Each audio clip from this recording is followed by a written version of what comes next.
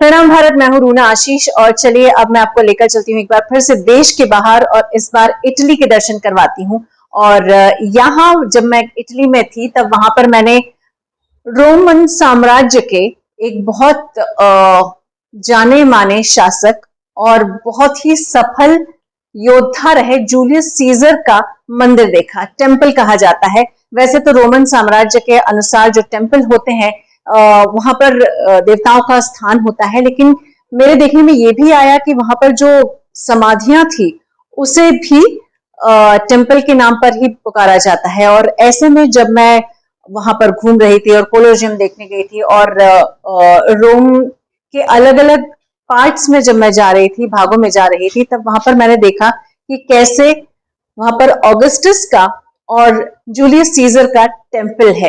तो चलिए उस मंदिर के आपको दर्शन करवा देती हूँ। और आसपास के और भी कई सारी चीजें हैं जो मुझे बहुत ही रोचक लगी हैं, तो वही आपसे शेयर करने के लिए आ गई हूँ।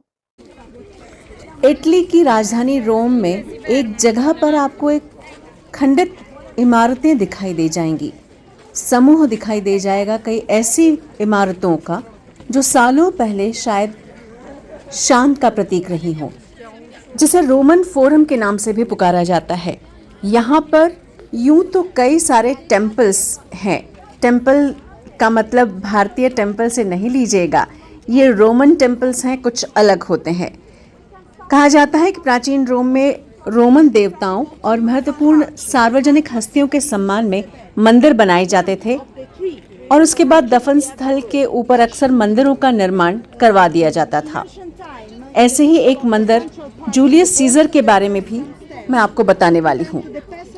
ये जो इमारत मैं आपको दिखा रही हूँ, ये मार्केट प्लेस हुआ करता था, जो एक नाई की दुकान इसके नीचे लगाया करते थे। Because during the Middle Age, guys, he said that a very strange and funny barber decided to open his barber shop inside the arch, probably in the central part of the monument.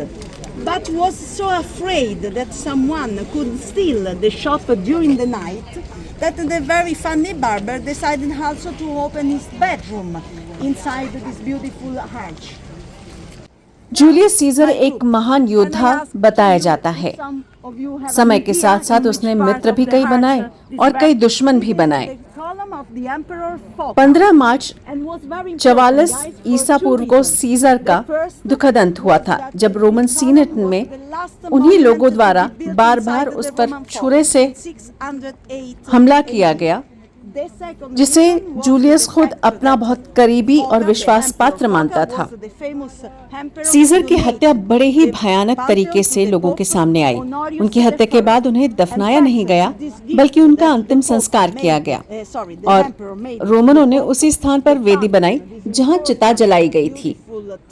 Senate ने वास्तव में 42 ईसा पूर्व में Julius Caesar के मंदिर के निर्माण को मंजूरी तो दे दी थी, लेकिन एक दशक से अधिक समय तक इसका निर्माण शुरू नहीं किया गया था। मंदिर के सामने रोट्रा जूलिया नाम की एक बड़ी संरचना थी, जो मंच की तरह थी, जहां राजनेता और महत्वपूर्ण रोमन भाषण दे सकते थे।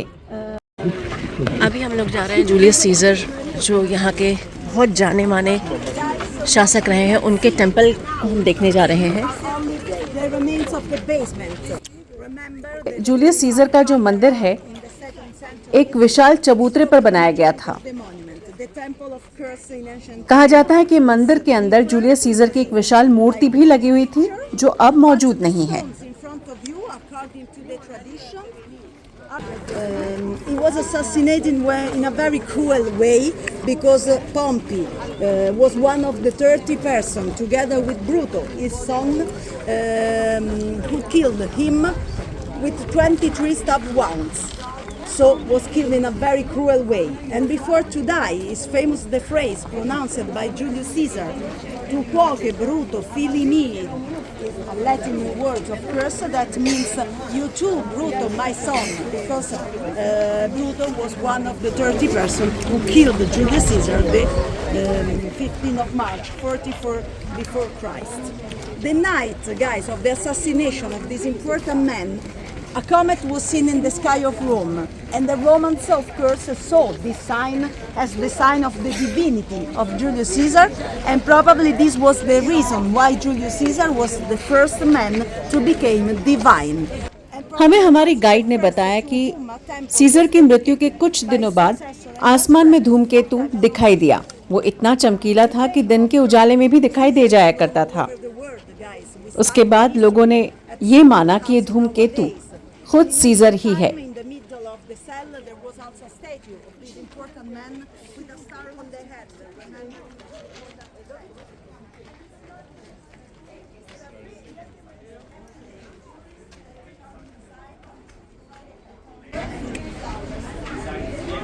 जूलियस सीजर की डेथ यहाँ नहीं हुई थी, यहाँ से कुछ 20 मिनट की दूरी पर हुई थी, लेकिन ये उनका टूम्ब बनाया गया। और जब 2 AD के आसपास उनके रोम में बहुत बड़ी आग लगी थी, उस समय बहुत सारी चीज़ें जलकर खाक हो गई। अपनी असामयिक हत्या के पहले सीजर ने अपने एक भतीजे गयूस ऑक्टेवियस थोरियन नाम के व्यक्ति को गोद लिया था। सीजर की इस मौत के बाद ऑक्टेवियस ने रोम पर अधिकार कर लिया और रोम के सबसे प्रिय शासकों में से पहला सम्राट भी बन गया था। ऑक्टेवियस को ऑगस्टस की उपाधि दी गई, जिसका मतलब है महान। सीजर की मृत्यु के बाद एक नई परंपरा की शुरुआत की गई कि जितने भी मृत रोमन सम्राट हैं उन्हें देवता की उपाधि दे दी जाए। इसी ऑगस्टस ने जूलियस सीजर को भगवान बना दिया।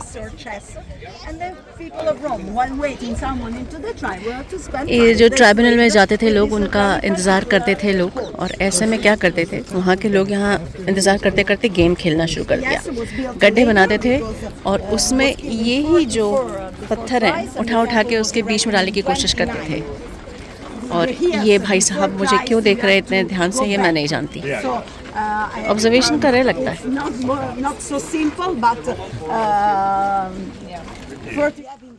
भारत में जब टेम्पल या मंदिर कहा जाता है तो आमतौर पर देखने में आता है कि पत्थरों को या फिर चट्टानों को, शिखरों को, पहाड़ों को काटकर बनाया जाता है।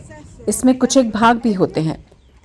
मैं आपको बताना चाहती हूँ कि हमारे देश में नगर और द्रविड़, ये 2 पद्धति से मंदिर बनाए जाते हैं। और जहाँ तक मंदिरों की भाग की बात मैं कर रही थी, तो इसमें गर्भगृह होगा, मंडप होगा, शिखर होगा और वाहन भी दिखाया जाता है। रोमन मंदिर वास्तुकला की बात करें तो ध्यान दीजिएगा, बहुत बड़े स्तंभ इसमें बनाए जाते हैं और एक पंक्ति में दिखाए जाते हैं, जैसे कॉलोनेड कहा जाता है। सामने की ओर स्तंभ और कक्ष के बीच में एक विस्तृत खुला क्षेत्र भी रहता था। रोमन टेम्पल्स बहुत बार आप देखेंगे कि इसमें महान स्तंभ, विजयी मेहराबें, जल सेतु, ये सब बनाए जाते हैं और ख़ास तौर पर से संगमरमर और चूना पत्थर का इस्तेमाल किया जाता है। रोमन मंदिरों में एक मुख्य कमरा भी होता है जिसे सेला कहा जाता है। उस देवता का जिसका ये मंदिर है, वहाँ पर उसी देवता की एक छवि भी होती है।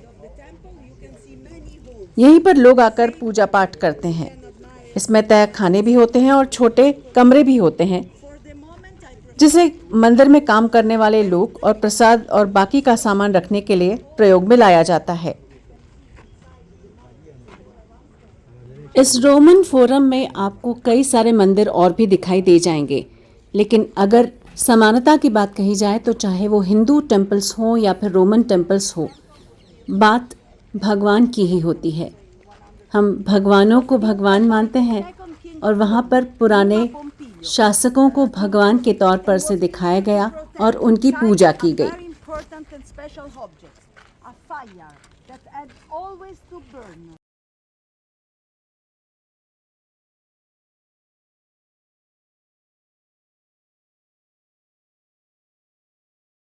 मुझे आशा है कि आपको जूलियस सीजर, इस महान योद्धा का तानाशाह कहा जाता है, कुशल शासक कहा जाता है, उसके बारे में ये भी कहा जाता है कि जब उसकी सेनेट ने मिलकर हत्या की है, तब उस समय यूटू ब्रूटस, कुछ ऐसे शब्द कहकर वो गए थे। ब्रूटस उन्हीं के साथ बहुत ही करीबी उनका मित्रवत व्यवहार रहा है और यही ब्रूटस उनकी हत्या में शामिल था।